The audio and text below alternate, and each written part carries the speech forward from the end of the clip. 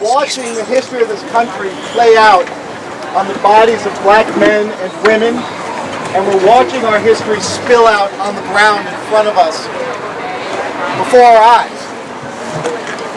When we're sad about this, as black people, we do it in the presence of white people, in offices, in our homes, and we do it alone. And the pain that this causes is something that's inside of our hearts, and it's something that we carry with us every day, and it doesn't translate all the time to other people. We met a couple of days ago to discuss how we were going to deal with what we witnessed, how we're going to deal with the loss of Lando, and how we're going to deal with the loss that was witnessed in Louisiana. We realized that one of the things that we were missing was a place for us to mourn actually, and that our tradition provides places to mark the passing of our lives, of black life, and that so often we live as invisible, hidden, criticized, lost, alone, and in pain, and that our tradition allows for us to force people to confront our presence and celebrate our coming home. The lives that were lost and the hundreds of lives that have been lost just this year and the thousands of lives and our ancestors need marking of passage.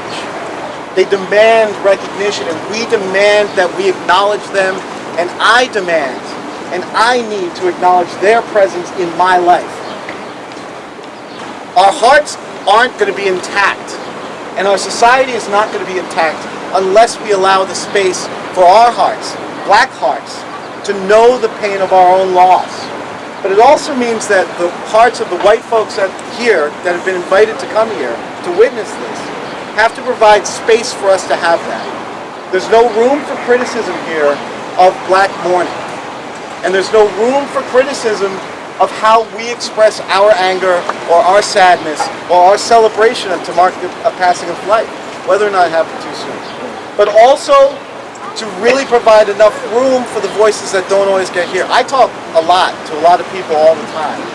And one of the things that I notice is that we don't provide room for black women to express black love, black queer folks of color, and that those lives have been so consistently threatened by our social tradition, our religious tradition, our national tradition, that has to be marked.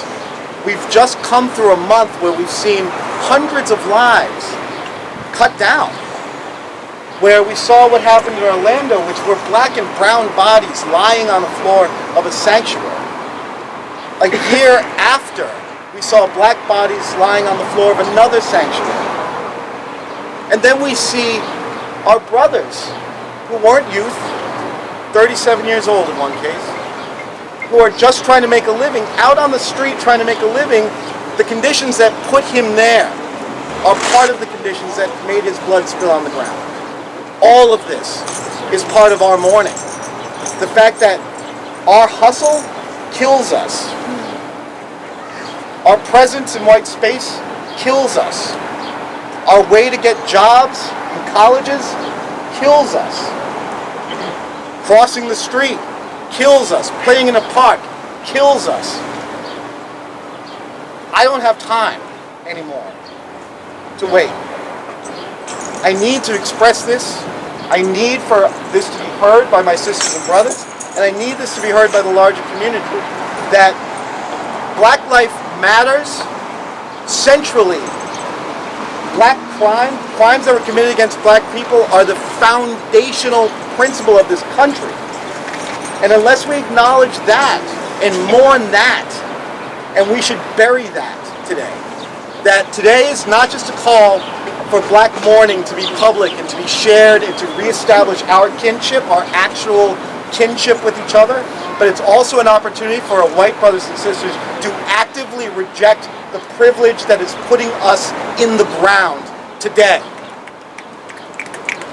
So traditionally, a second line involves songs, slow songs that we begin with.